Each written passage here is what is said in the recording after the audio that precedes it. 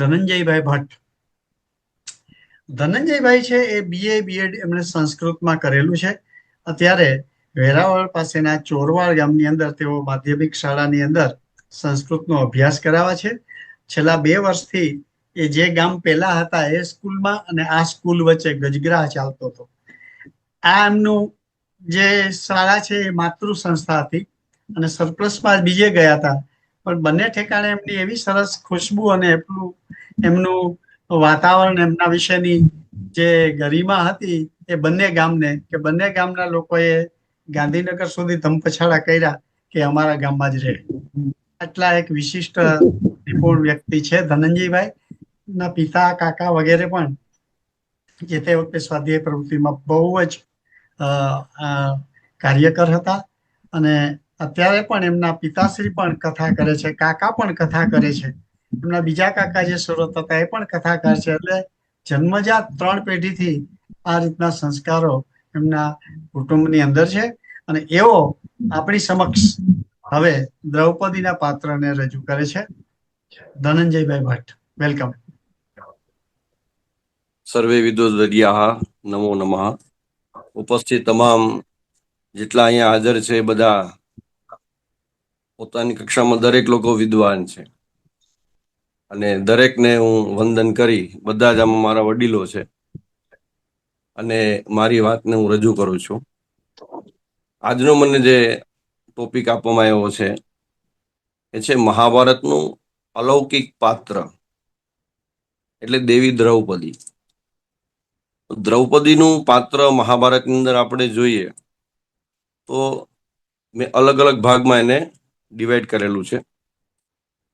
સૌ પ્રથમ તો દેવી દ્રૌપદીના જન્મની પૂર્વે અલગ અલગ પુરાણોની કથા આપણે લઈએ તો ખરેખર એનું દેવી સ્વરૂપ કયું હતું. લગભગ આ બધા આપ લોકો વિદ્વાન લોકો છે, મહાભારત વિશે આપની પાસે મેં હમણાં જોયું તો દરેક લોકો પાસે, હું તો આજ પહેલી વખત જોડાણો.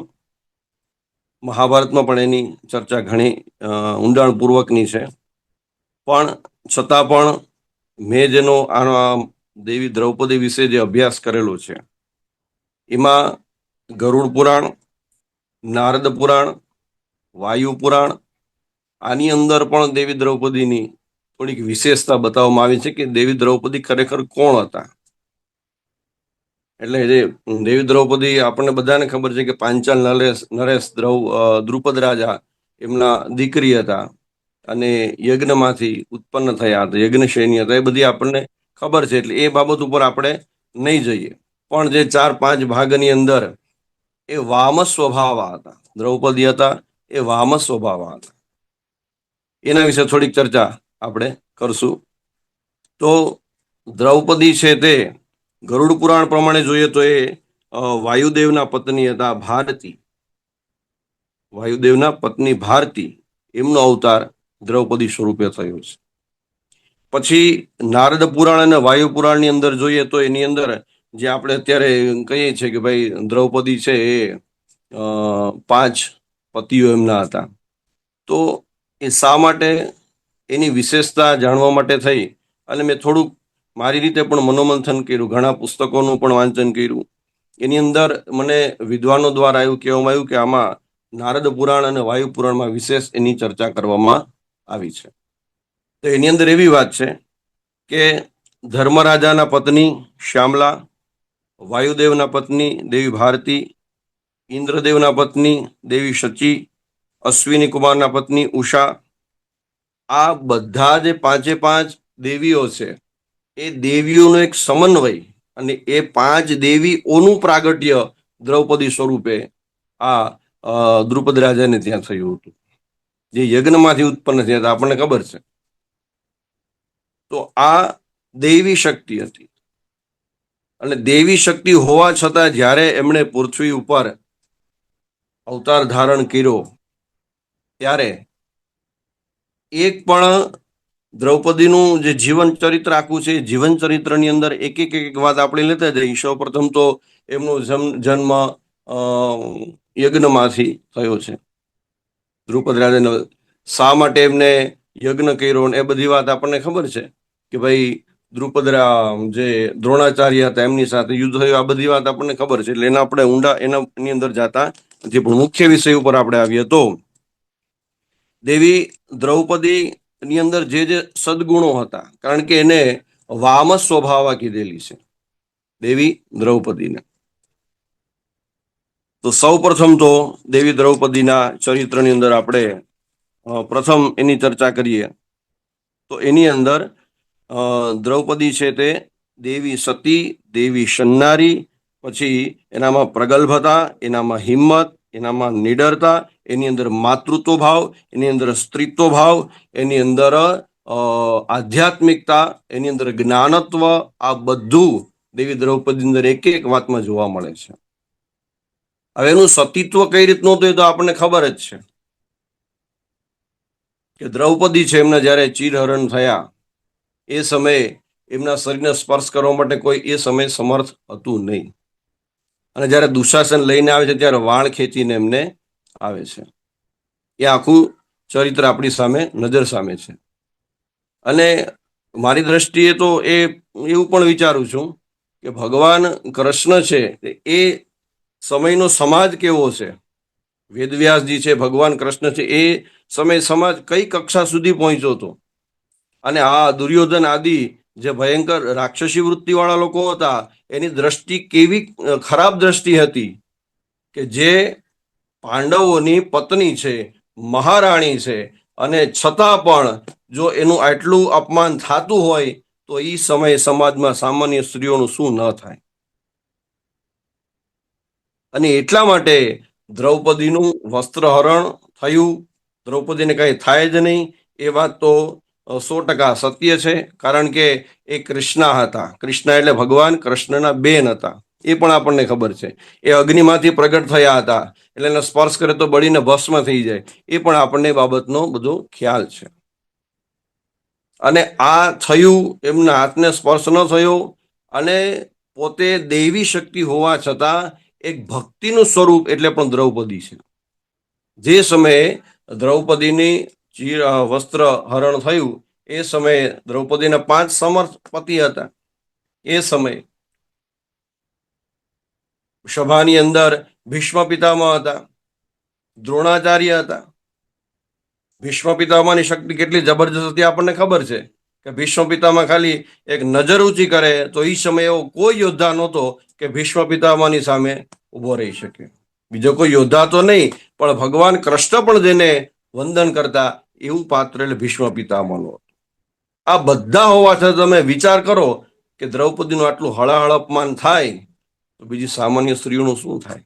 અને એ સમયે નિડર થઈને દ્રૌપદીએ બધાને પૂછ્યું હતું કે આ તમારા બધાના હોવા છતાં તમારું જ્ઞાન ક્યાં ગયું, તમારી આધ્યાત્મિકતા ક્યાં ગયા, બધું ગયું ક્યાં? અત્યારે તમારી સામે આ મારું અપમાન થાય છે.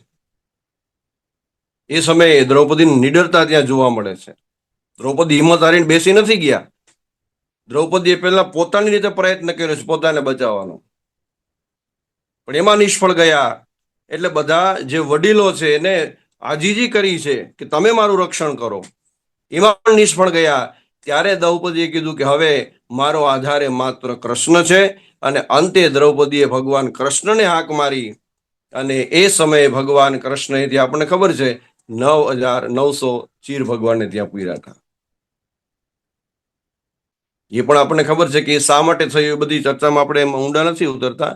આ પહેલી બાબત કે દ્રૌપદીની અંદર નિડરતા હતી, દ્રૌપદીની અંદર સહનશીલતા પણ જબરજસ્ત હતી. બાકી એ ધારે ને તો દ્રૌપદીનું પાત્ર મેં અગાઉ કીધું કે દેવી પાત્ર છે. 8 દેવીઓનો સમન્વય છે ત્યાં સુધી આપણા પુરાણોમાં કીધું છે. ઘણા બધા પુરાણોની અંદર આવે છે કે લક્ષ્મીનું સ્વરૂપ છે, દેવી સીતા તરીકે પણ એ જ જૈન માતા, એનું પણ અમુક પુરાણોમાં એની ચર્ચા આપણને મળે છે. તો આ બધું હોવા છતાં પોતે ધારે તો માત્ર શાપ આપી શકે છે, પણ છતાં પણ દ્રૌપદીએ એક શબ્દ પણ ત્યાં બીજો કૌરવ વિશે પોતે કઈ નથી બોલ્યા, પણ માત્ર પોતાના જે કેશ હતા, પોતાના જે વાળ છૂટા હતા, એ છૂટા વાળને માત્ર એનું પ્રતીક બનાવ્યું હતું કે આ જ્યાં સુધી વાળ ત્યાં સુધી છૂટા છે કે જ્યાં સુધી આ નરાધમોનો અંત નહીં થાય.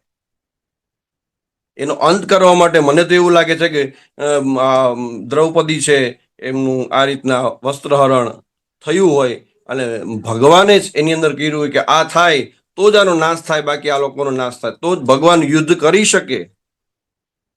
ભગવાનને આ લોકોને બધી રીતે સમજાવવાનો પ્રયત્ન કરી લીધો. આપણે મહાભારતમાં જોઈ છે કે ભાઈ કૃષ્ણ ભગવાને દુર્યોધનને પણ સમજાવવાનો પ્રયત્ન કર્યો હતો.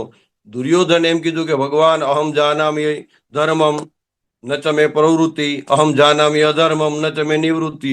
ત્યાં સુધીના ન ખબર હોય તો સમજા, બધી ખબર હોવા છતાં જે ભયંકર પાપ કરે છે એને તમે કેમ પહોંચો? અને ભગવાન કૃષ્ણએ એ સમયે દ્રૌપદીને આના નિમિત્ત બનાવ્યા હશે. દ્રૌપદી આ બધું સહન કર્યું, જેમ રામાયણના પાત્રો પણ છે, એમાં આપણે ઊંડા નથી ઉતરતા, પણ અહીંયા પણ આ દ્રૌપદી સાથે આવું થયું છે. એટલે દ્રૌપદી એ સહનશીલતાનું પ્રતીક છે, દ્રૌપદી એ નિડરતાનું પ્રતીક છે. એ સમયે એમને બધાને પ્રશ્ન દ્રૌપદીએ ખુલ્લા અવાજે કરેલો હતો, બધા લોકોને, ભલે રડતા કરેલો હતો પણ ખુલ્લા અવાજે એમને કરેલો હતો. એટલે દ્રૌપદીનો સ્વભાવ આપણે જોયું તો એ સમય કેવો સ્વભાવ હતો દ્રૌપદીનો? એ સમય કે જે સમયે એમનું વસ્ત્ર હરણ થતું હતું, એ સમયે તો કે એક સ્ત્રી હોય અને એ સ્ત્રી આમ કોઈ સહારો ન હોય ને એવી સ્ત્રી દ્રૌપદી સમયે આપણને જોવા મળે છે. પણ એ ધારે તો એ સમયે પણ એ પોતે કાર્ય કરવા માટે દેવી દ્રૌપદી સમર્થ હતા, પણ એ નથી કર્યું, કારણ કે પૃથ્વી ઉપર મનુષ્ય અવતાર ધારણ કરીને આવ્યા છે. પછી એમની હિંમત પણ આમાં જોવા મળે છે. બીજી એક એની વાત લઈ લી કે દ્રૌપદી અંદર જ્યારે વનની અંદર ગયા અને કૌરવોએ દુર્વાસા મુનિને ત્યાં બોલાવ્યા, એમની આગતા સ્વાગતા કરી, એમનું વ્રત ખોલવાની વાત કરી, એટલે એને પાંડવોને ત્યાં મોકલા. પાંડવો પાસે આવ્યા અને ત્યાં આવી અને પાંડવોને કીધું કે અમને હવે અમારે આજે જે વ્રત છે, વ્રત નું ઉદ્યાપન વિધિ કરવાનો છે, એટલે હમણાં તમારે ત્યાં અમે ભોજન લેવા માટે આવી છે, સ્નાન કરીને આવી છે. અને આવા સમયે ભીમ વગેરે આવી અને દ્રૌપદીને વાત કરી. દ્રૌપદીજી પાસે અક્ષય પાત્ર હતું અને અક્ષય પાત્ર ઊંધું વળી ગયું હતું, એમાં કઈ હતું નહીં. એવા સમયે પાંડવોને બચાવનાર પણ દ્રૌપદી છે, યાદ રાખજો. એટલે હું કહું છું કે ભગવાન કૃષ્ણએ દર વખતે દ્રૌપદીને નિમિત્ત બનાવ્યા છે પાંડવોના રક્ષણ માટે. અહીંયા પણ એવું થયું, દ્રૌપદીએ ભગવાન કૃષ્ણને આંખ મારી કે ભગવાન આમાં તો કઈ છે નહીં અને દુર્વાસા મુનિ આવશે તો હમણાં બધું ખલાસ. એવા સમયે ઓચિંતાના ભગવાન કૃષ્ણ ત્યાં આવ્યા, મહાભારતમાં છે. ઓચિંતાના ભગવાન કૃષ્ણ ત્યાં આવ્યા પછી ભગવાને આવીને કીધું કે મને ભૂખ લાગી છે. એક ચોખાનો દાણો હતો, એ ભગવાને ખાધો અને ભગવાને એવો સંકલ્પ લીધો કે એક ચોખાનો દાણો ખાઉં છું, આનાથી એક તુલસીનું પાન લીધું. એ બધું વર્ણન છે કે આખું જગત છે એ તૃપ્ત થઈ જાય, અને એનાથી આખું જગત તૃપ્ત થઈ ગયું. દુર્વાસા મુનિ બધે ઋષિમુનિઓ તો 60,000 ઋષિમુનિ લઈને આવ્યા હતા. એ બધા જેવા સ્નાન કરીને બહાર આવ્યા એટલે ઓટકાર ખાવા માંડ્યા કે ઓહો, આ તો પેટ ભરાઈ ગયું હતું, ભોજન થઈ ગયું હોય એવો અહેસાસ થવા લાગ્યો. તો એ સમયે પણ દ્રૌપદીએ પાંડવોની રક્ષા કરનાર પણ એ સમયે દેવી શક્તિ તરીકે દેવી દ્રૌપદી જ હતા. એવું મારું જે મેં પ્રસંગો લીધા છે એ તમામ ઘણા બધા વિસ્તારથી પ્રસંગો છે, પણ મુખ્ય પ્રસંગો છે એ જ આપણે અહીંયા લઈએ છીએ. ત્યારબાદ જ્યારે શાંતિદૂત બનીને ભગવાન કૃષ્ણ ત્યાં જાય છે છેલ્લો પ્રયત્ન કરવા માટે, એવા સમયે દ્રૌપદી એકાંતમાં વળીને ભગવાન કૃષ્ણને પોતાના વાળ બતાવીને ભગવાનને કહે છે કે ભગવાન યુદ્ધ તો થવું જ જોઈએ. ત્યારે ભગવાન એમને સમજાવવાનો પણ પ્રયત્ન કરે છે, પણ મનથી કૃષ્ણ ભગવાન એમ કહે છે કે યુદ્ધ તો થવાનું જ છે. એ સમયે દ્રૌપદી છે એ મહાકાલીનું સ્વરૂપ છે કે જે અસુર લોકો છે એનો નાશ કરવા માટે દેવી ભગવાન કૃષ્ણને એ સમય કહે છે કે શાંતિદૂત બનીને ભલે જાઓ, પણ આનો નાશ થવો એ સમાજ માટે હિતાવહ છે. ભલે મારું અપમાન થયું, કાંઈ વાંધો નહીં, હું સહન કરી લઈશ, પણ સામાન્ય સ્ત્રીઓ સહન નહીં કરી શકે. એટલે એ સમયે દેવી દ્રૌપદી જે છે, જેને આપણે જોઈએ છીએ એ મહાકાલીનું સ્વરૂપ એ સમયે આપણને જોવા મળે છે.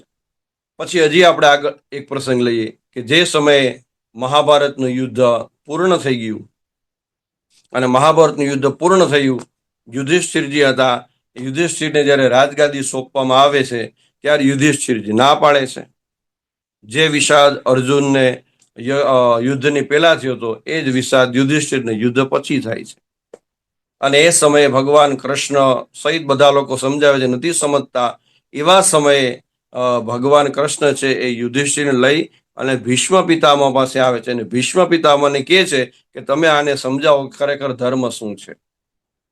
અને એ સમયે ભીષ્મ પિતામહ બધું સમજાવવા ને માટે જાય છે ને ત્યારે દ્રૌપદી ત્યાં ભીષ્મ પિતામહને રોકે છે કે દાદા તમે બરાબર છે જ્ઞાન આપો છો, પણ મારા પ્રશ્નોનું એક સમાધાન તમે કરી આપો. હવે પ્રશ્ન ભીષ્મ પિતામહને કરવાનો છે, દાદાને કરવાનો છે. તમામ વાતે પૂર્ણ, શક્તિઓમાં પૂર્ણ, ઈશ્વર પણ જેને નમન કરે એવા એટલે ભીષ્મ પિતામહ. એને દ્રૌપદી જે નિડર થઈને પ્રશ્ન પૂછ્યો છે. શું પ્રશ્ન પૂછ્યો? કે દાદા અત્યારે તો તમે સરસ મજાનું જ્ઞાન યુધિષ્ઠિરજીને આપવા માટે તૈયાર થયા છો, પણ મારા એક પ્રશ્નનું સમાધાન કરો ને. એવા સમયે ભીષ્મ પિતામહ કે બોલો દીકરી તને શું પ્રશ્ન છે? ત્યારે દ્રૌપદી કહે છે કે દાદા અત્યારે તમારી પાસે એટલી જબરજસ્ત બુદ્ધિ, એટલી આધ્યાત્મિક બુદ્ધિ તમારી પાસે છે કે તમે યુધિષ્ઠિરજીને જ્ઞાન આપવા તૈયાર થયા છો, તો જે સમયે મારું ચીર લૂંટાતું હતું એ સમયે તમારી આ જ દૈવી બુદ્ધિ ક્યાં ગઈ હતી?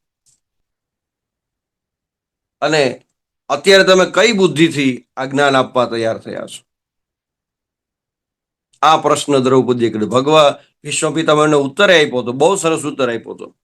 ભીષ્મ પિતામહે કીધું કે દીકરી તારી વાત સાચી છે, પણ એ સમય છે ને હું જે અન્ન ખાતો હતો ને એ અન્ન કૌરવોનું હતું.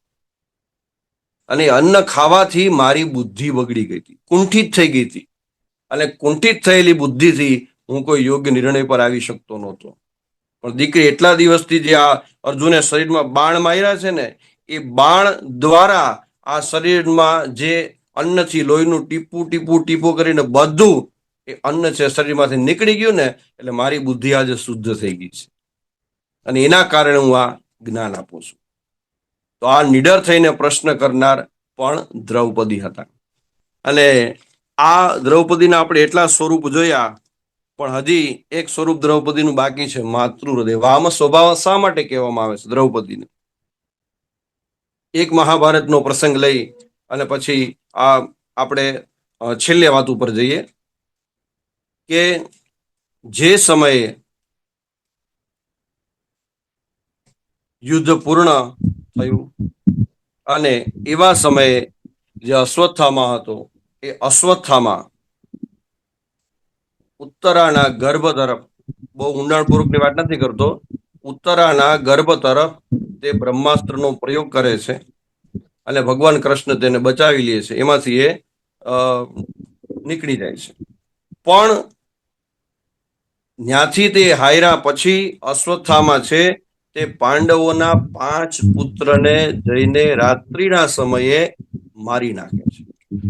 હવે દ્રૌપદીજીના 5 પુત્ર હતા. જે 5 પુત્ર યુધિષ્ઠિર, ભીમ, અર્જુન, નકુલ અને સહદેવથી ઉત્પન્ન થયા હતા. આ 5 પુત્રોને ખલાસ કરી નાખે. હવે જે માતાના 5 પુત્ર જો ખલાસ થઈ ગયા હોય, મૃત્યુ પામ્યા હોય, એની પાસે બેઠેલી દ્રૌપદી તો એના હૃદયમાં કેટલી જ્વાળા ઉત્પન્ન થતી હોય, કેટલી જ્વાળા ઉત્પન્ન થતી હોય. અને એવા સમયે દ્રૌપદી કે છે પણ ખરા કે આને મારનાર કોણ છે, મારી સામે હાજર કરો. અને એવા સમયે ભગવાન કૃષ્ણ અને અર્જુન જઈ અને અશ્વત્થામાને લઈ આવે છે. અશ્વત્થામાને બાંધી અને દ્રૌપદીની સામે હાજર કરે છે. હવે આ પ્રસંગ જોજો બરાબર. જ્યારે દ્રૌપદીજીની સામે અશ્વત્થામાને હાજર કરે છે ને ત્યારે ખરેખર તો સામે પોતાના 5 દીકરાઓ મરેલા પડ્યા છે અને એને મારનારોનો હંતા સામે ઉભો છે, છતાં પણ દ્રૌપદી કેવા શબ્દ બોલે છે? મુચ્યતા મે તત નિધનમ સુતાનામ નિશમ્ય ઘોરમ પરિતપ્યમાનામ. ખૂબ જ દુઃખી થાય છે અને કે છે મુચ્યતા મુચ્યતા મેષમ બ્રાહ્મણો નિતરામ ગુરુ. દ્રૌપદી પોતે ત્યાંથી ઉભા થઈ અને અશ્વત્થામાને બાંધેલો છે ને ત્યાં જઈને એને છોડી નાખે. બધા લોકો જોવા લાગ્યા છે કે હમણાં તો દ્રૌપદી એમ કહેતા હતા કે જે મારા પુત્રના હંતા છે ને મારી સામે હાજર કરો, અત્યારે કરુણાની મૂર્તિ બની ગયા. અર્જુનજીએ પ્રશ્ન કર્યો કે દેવી તમે અત્યારે તો કરુણાની મૂર્તિ બની ગયા. ત્યારે દ્રૌપદી બહુ સરસ બોલે છે. બે વસ્તુ દ્રૌપદી અહીંયા પાંડવોને સમજાવે છે. એનું જ્ઞાન કેટલું જબરજસ્ત હશે. દ્રૌપદી એવું કહે છે કે તમે અત્યારે જે અશ્વત્થામાને બાંધીને લઈ આવ્યા છો, પણ ખરેખર અશ્વત્થામા કોણ છે તમને ખબર છે? સ એસ ભગવાન દ્રોણ પ્રજારૂપેણ વર્તતે. તમને ધનુષ્ય પકડતા નહોતું આવડતું અને ધનુષ્યનું જ્ઞાન આપનાર દ્રોણ છે અને દ્રોણાચાર્યના પુત્ર પ્રજારૂપેણ વર્તતે, એ પુત્ર સ્વરૂપે જ તમારી સામે હાજર છે. બ્રાહ્મણ અવધ્ય છે. અને પછી અર્જુનજીએ પાછો પ્રશ્ન કર્યો કે તો પછી અમને શું કેમ કીધું તમે લઈ આવો એમ? એટલે ત્યારે દ્રૌપદી બહુ સરસ, મને ખબર છે કે આને ખોટું કર્યું છે, ખરાબ કર્મ કર્યું છે, પણ સ્ત્રીત્વ કોને કહેવાય? એક સ્ત્રી બીજી સ્ત્રીના દુઃખને સમજી શકે છે. આ દ્રૌપદીના એક વાક્ય ઉપરથી આપણને જોવા મળે છે. દ્રૌપદી એ સમયે કીધું હતું કે મારદી તસ્ય જનની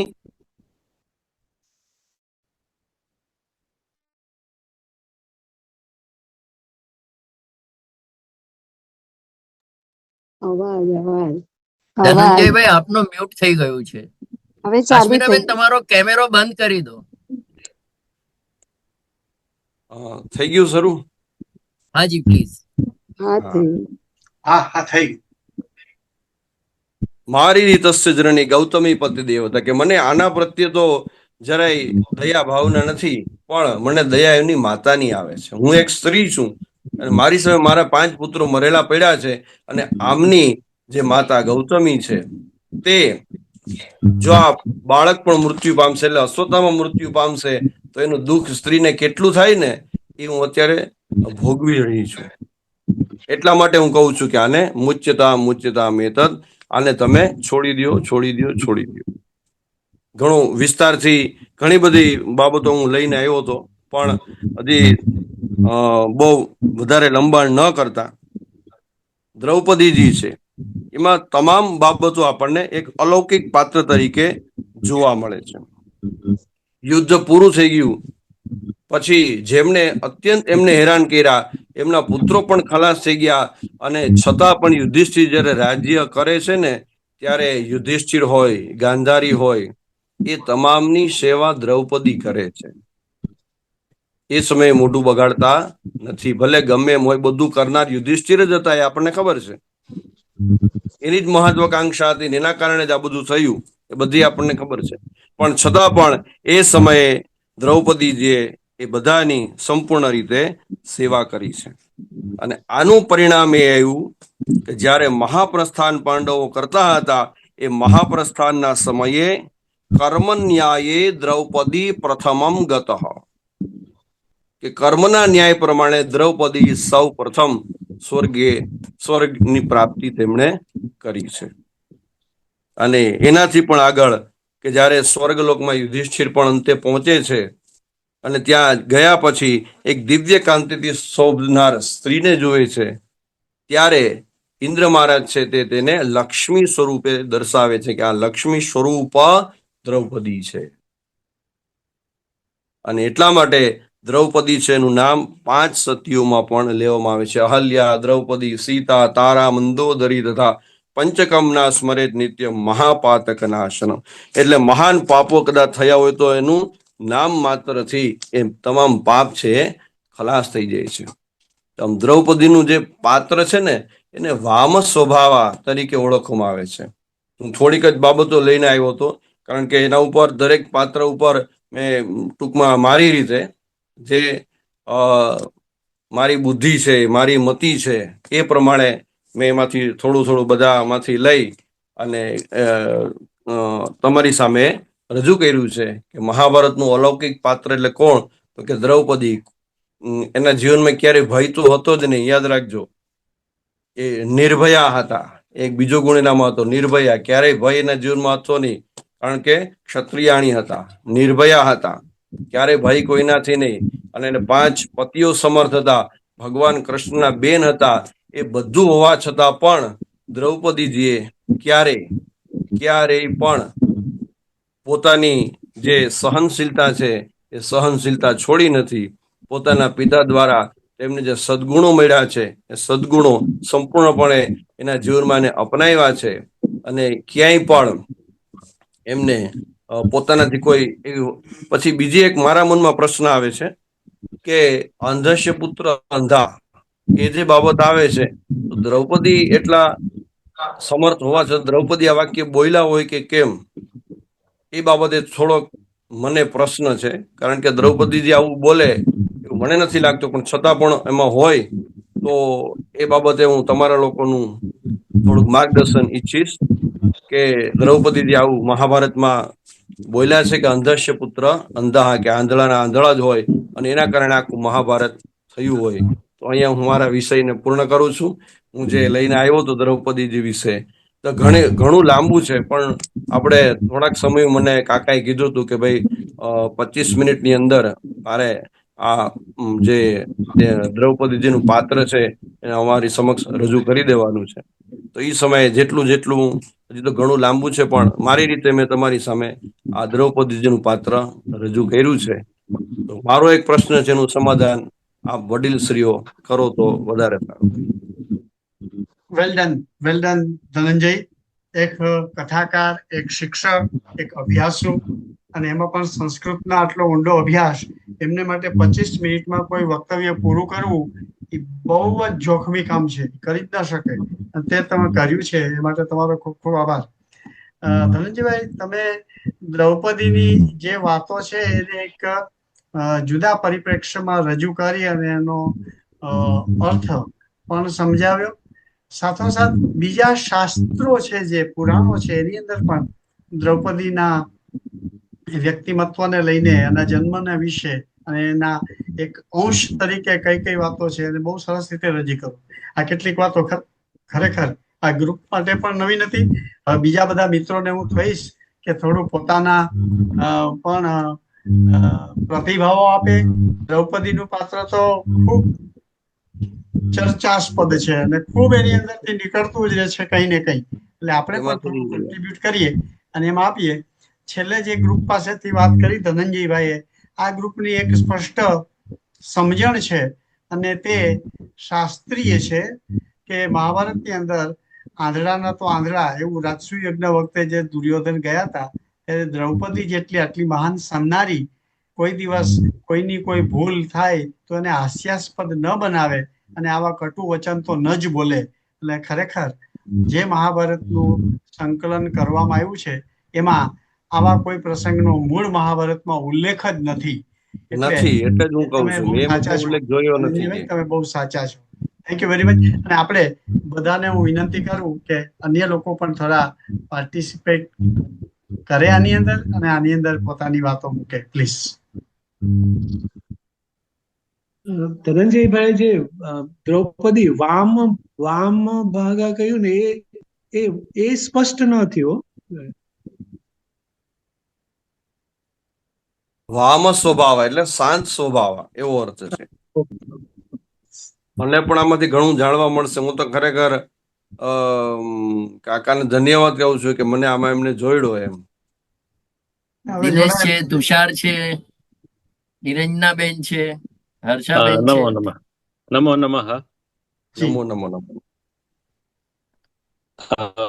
બહુ સરસ દ્રૌપદીના આવા વિશાળ પાત્રને આટલા મિનિટમાં આપે સંક્ષિપ્ત રીતે મૂકવાનો પ્રયત્ન કરો, એના માટે ખરેખર બહુ તમે ધન્યવાદને પાત્ર છો.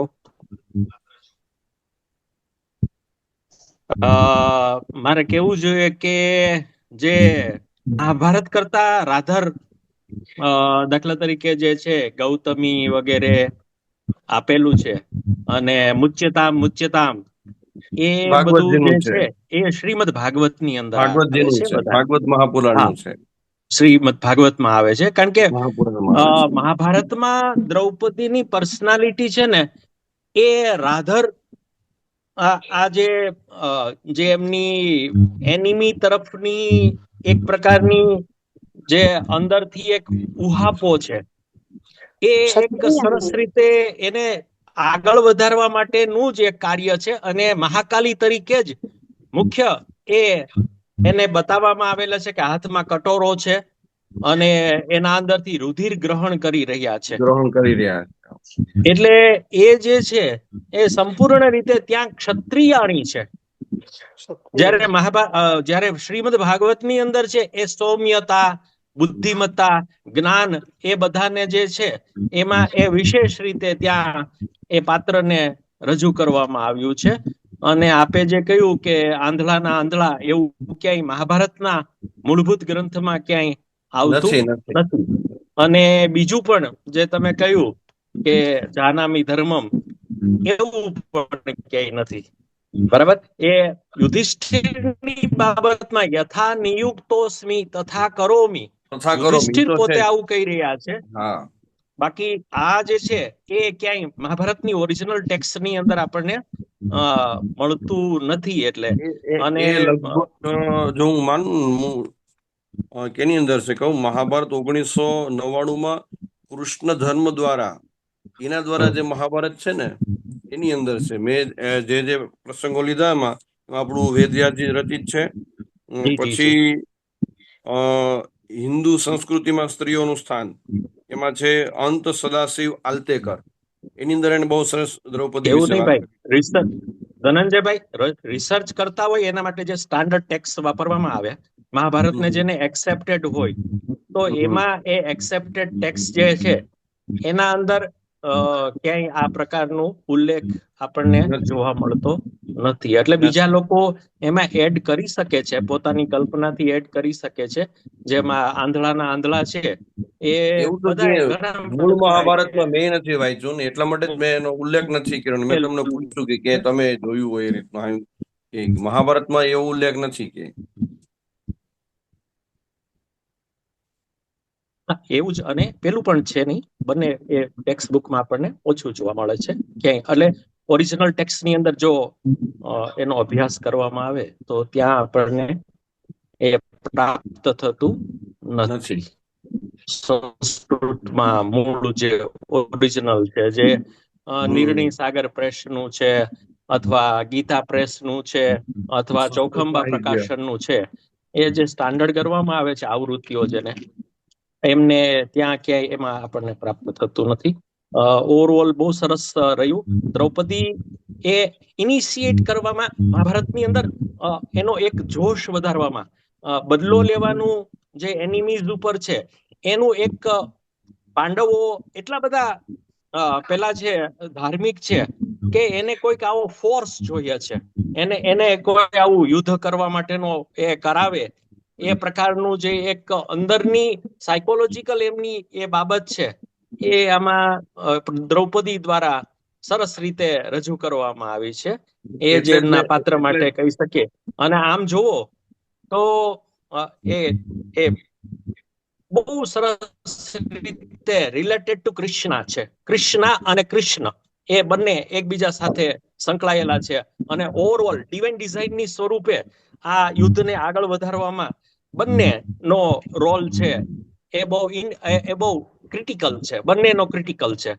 કારણ કે ડિવાઇન લેવલ ઉપર આ જે યુદ્ધને અને પૃથ્વીના ભારને દૂર કરવા માટે જે કાર્ય થઈ રહ્યું છે, દૈવીય કાર્ય થઈ રહ્યું છે, ડિવાઇન એક ડિઝાઇન બની રહી છે, એના માટેના એ બંને એ બહુ એક જેને indispensable parts of the whole process એવું આપણે કહી શકીએ ચોક્કસ રીતે.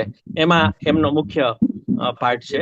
મેં કીધું કે કૃષ્ણ ભગવાને એમને નિમિત્ત બનાવ્યો હોય એટલે મેં કીધું કે આ કૃષ્ણ ભગવાને જેમ નિમિત્ત બનાવ્યા છે આ કાર્ય માટે થઈને. જી. એટલે તત્કાલીન સમાજની અંદર સ્ત્રી તરફનો જે અભિગમ હતો ને એ રિફ્લેક્ટ થાય છે કે એને વસ્તુ ગણવામાં ભોગદાસી કે એનું વસ્ત્ર હરણ થઈ શકે કક્ષા પર સ્ત્રી તરફ અભિગમ ગયો એ જ કદાચ મહાભારત થવું હોઈ શકે. એટલે નથી લાગતું જી સ્ત્રી જોવાનો જે અભિગમ હતો ને જી એકદમ નિકૃષ્ટ કક્ષા પર તત્કાલીન સમાજમાં પહોંચેલો. એને વસ્તુ ગણવામાં આવે, જુગારમાં મૂકવામાં આવે, એનું વસ્ત્રહરણ થાય. એટલે નાર્યંતે આ જે આદર્શ હતો તો કશું ક્યાં થતું જ નહીં. અને મહાભારત કદાચ એ જ કારણ એ તરફ તમારો શું અભિગમ છે? એ લોકોએ જે વિકૃત ખાલી સ્ત્રી હતી એવું નહીં, એની ભાભી કે એની વહુ હતી ત્યાં બેઠેલા હોય. હા ના, એટલે એટલા માટે તમારી વાત સાચી છે. મેં તરફ જ ઈશારો કર્યો હતો કે મહારાણી હોવા છતાં એના ઉપર જો ખરાબ દ્રષ્ટિ કરી શકે તમે, તો પછી સામાન્ય જે સ્ત્રીઓ છે સમાજની, એના ઉપર ખરાબ દ્રષ્ટિ હોય જ. એમ તમે સાચા છો દિનેશ.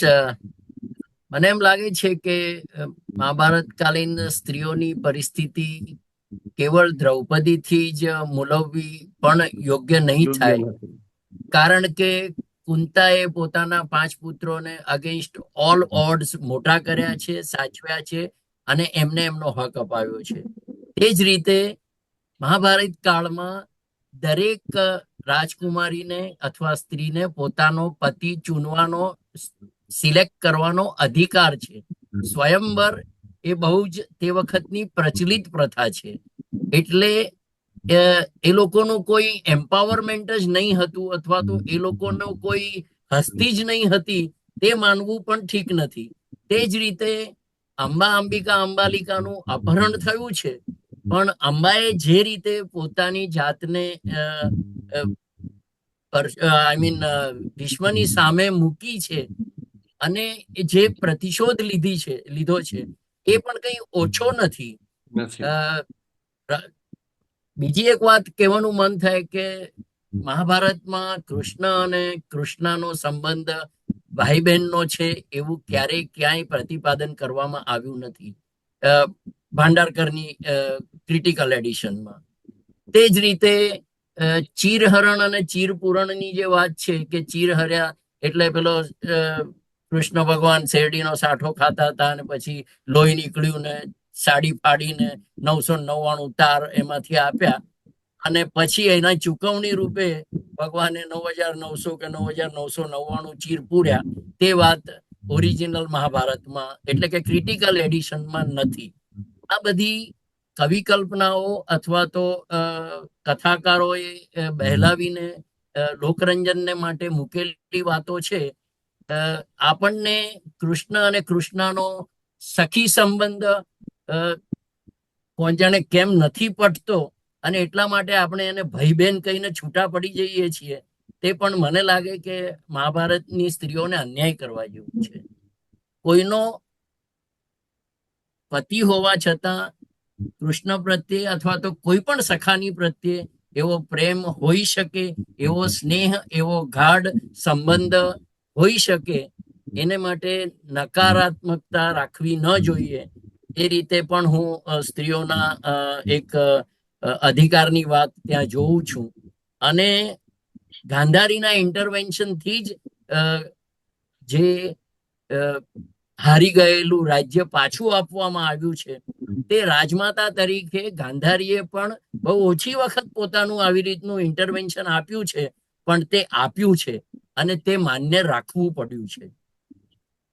એટલે ધૃતરાષ્ટ્રને જ્યારે પણ એમ લાગ્યું ગાંધારીના અને અન્ય સ્ત્રીઓના કહેવાથી કે આ થોડું વધારે થઈ ગયું છે, ત્યારે એને બધું જ રાજ્ય પાછું આપ્યું છે. અને પછી સેકન્ડ ડાઇસની ગેમ રમવામાં 12 વર્ષમાં ફરીથી હાર્યા છે.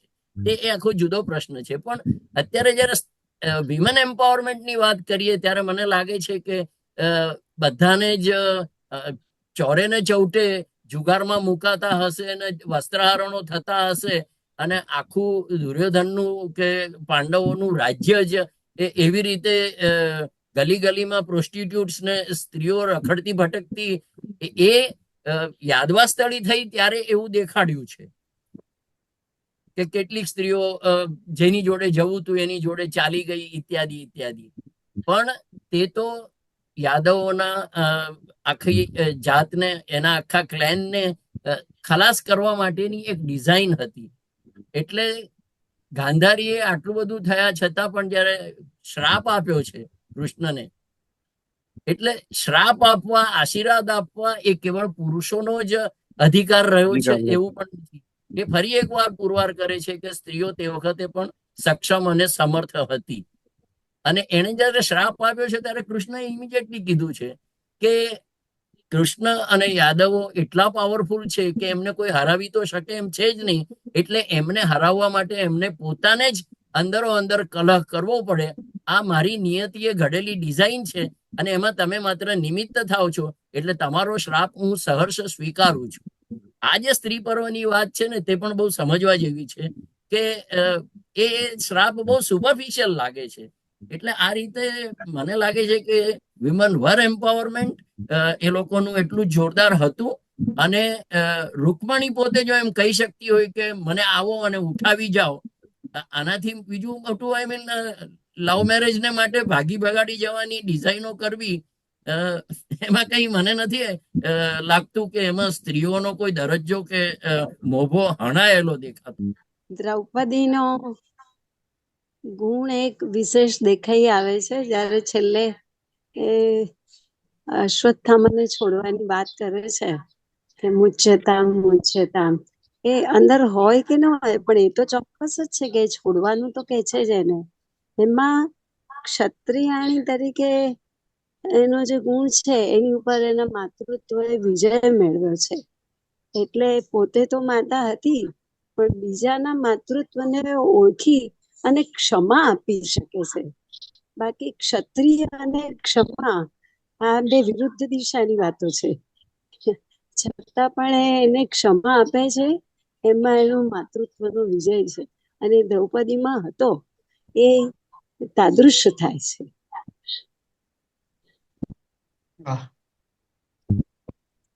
અત્યારના પાંડરકર ઓરિએન્ટલ રિસર્ચ ઇન્સ્ટિટ્યૂટના જે એક લેડી પ્રોફેસર મોઘે કરીને છે, એમનું એક સુંદર 1 સવા કલાકનું એક લેક્ચર છે મહાભારતની મહાનાયિકા દ્રૌપદી, કે આજનો ધનંજયભાઈનો વિષય હતો. એ જ વિષય પર એમણે ખૂબ સુંદર રીતે પાંડરકર ની ક્રિટિકલ એડિશનના બેઝ ઉપર જે વાતો કીધી છે તે હું આપણા ગ્રુપમાં એની લિંક શેર કરીશ. મરાઠીમાં છે પણ છતાં એ સાંભળવું ગમશે. મરાઠી નહીં સમજતા હોઈએ તો પણ એના પ્રસંગો આપણને ખ્યાલ આવશે અને એના કારણે આપણને ખબર પડશે કે ધનંજયભાઈએ જે રીતે એક જુદા પરિપ્રેક્ષ્યમાં બધા જ દેવી સ્વરૂપોમાં એમને વણી લીધા, તેવી રીતે મહાભારતની મહાનાયિકા કઈ રીતે છે દ્રૌપદી, એની વાત મિસ મોઘે કરી છે. તે આપણે કાલે ગ્રુપમાં શેર કરશું. સમય ખૂબ થયો છે પણ બંને વક્તાઓનો ખૂબ ખૂબ ધન્યવાદ સાથે પ્રાર્થના કરીએ અને આપણી વિરેન આજની મીટિંગ પૂરી કરીએ.